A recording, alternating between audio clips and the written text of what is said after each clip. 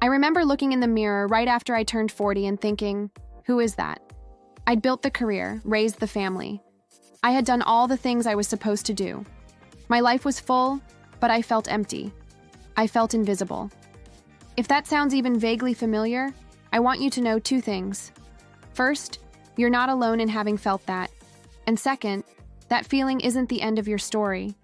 It's the launch pad for your most powerful chapter yet. You're not the same woman you were in your 20s or 30s, and frankly, thank God for that. That younger version of you didn't have the wisdom, the scars, or the resilience you have right now. In this video, we're going through the ultimate guide to redesigning your body, mind, and career for your best decade yet. This isn't about chasing youth. It's about activating your wisdom. First, let's get one thing straight. Society loves to sell women over 40 a story of decline. It tells us to slow down, step aside, and become smaller. I'm here to tell you to throw that entire story in the garbage. This decade isn't an ending. It's a renaissance. Think about it. You've survived things you never thought you would. You've developed a level of resilience that's forged only in fire. You know who you are, what you stand for, and, most importantly, what you will no longer tolerate. That's not a liability.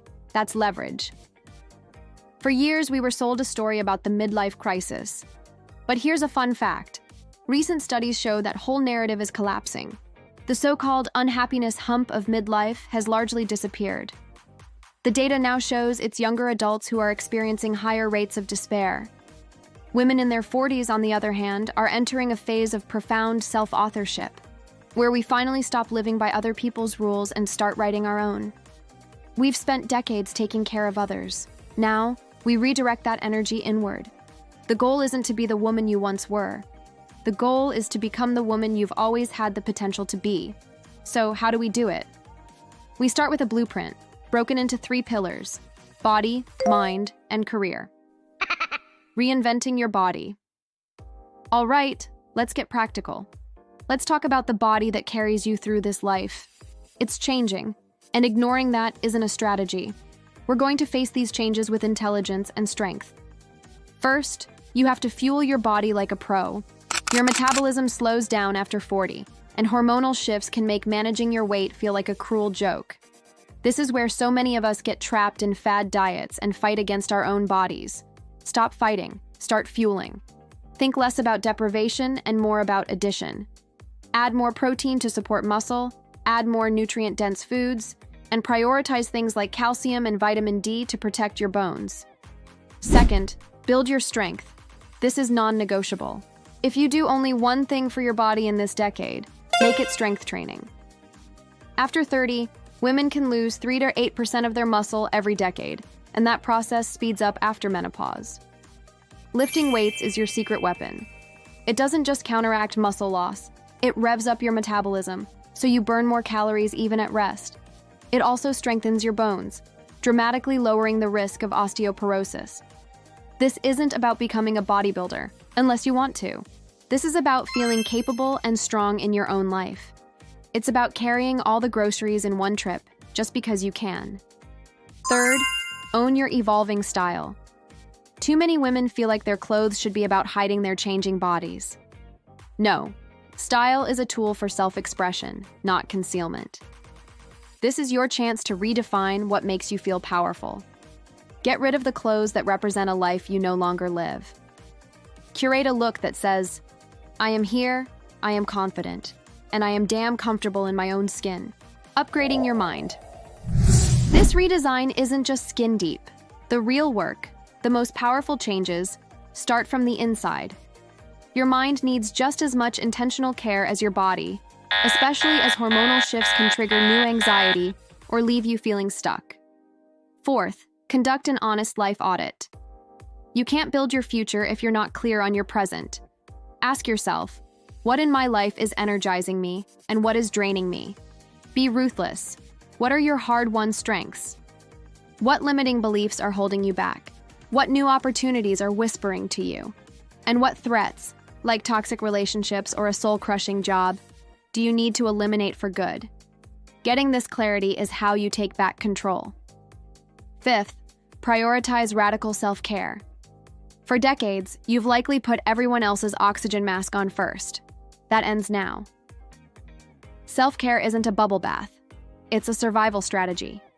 It's setting firm boundaries and learning that no is a complete sentence. It's giving yourself permission to rest without an ounce of guilt. And it is recognizing when you need support and having the strength to ask for it, whether from a friend, a community, or a therapist. Sixth, define your new vision. For so long, our identities get tangled up in our roles: mother, partner, employee.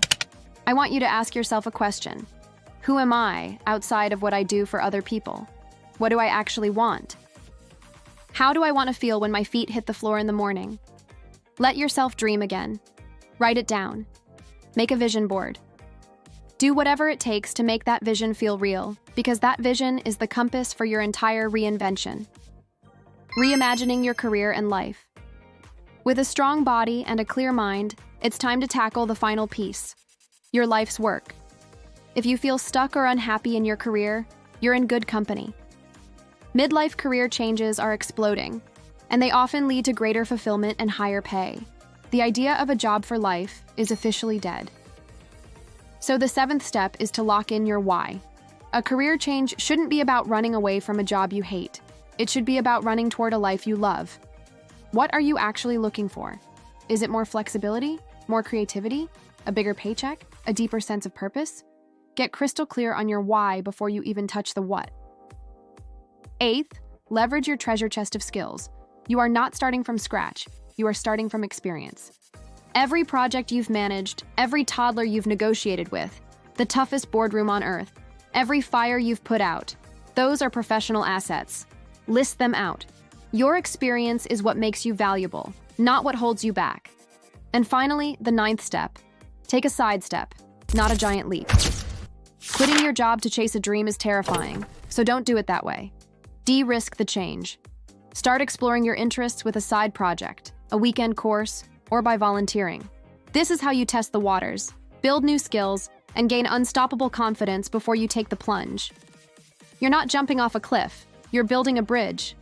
Redesigning your life after 40 isn't a quick fix. It's a holistic transformation of your body, mind, and purpose. It's the process of shedding the skin of who you were supposed to be to finally, fully, and unapologetically become the woman you are. The 9 steps we walked through: fueling your body, building your strength, owning your style, auditing your life, practicing self-care, defining your vision, finding your why, leveraging your skills, and taking a side step. This is your blueprint. Remember, your best years are not in the rearview mirror. They are right here, right now, waiting for you to claim them. Everything you've been through, the wisdom, the scars, the laughter, was just preparation for this moment. This is your time. And finally, I have a question for you. What is the very first step you are going to take after watching this? Drop it in the comments below. Your one small step could be the spark of inspiration someone else needs to start their own journey. Thank you for being here.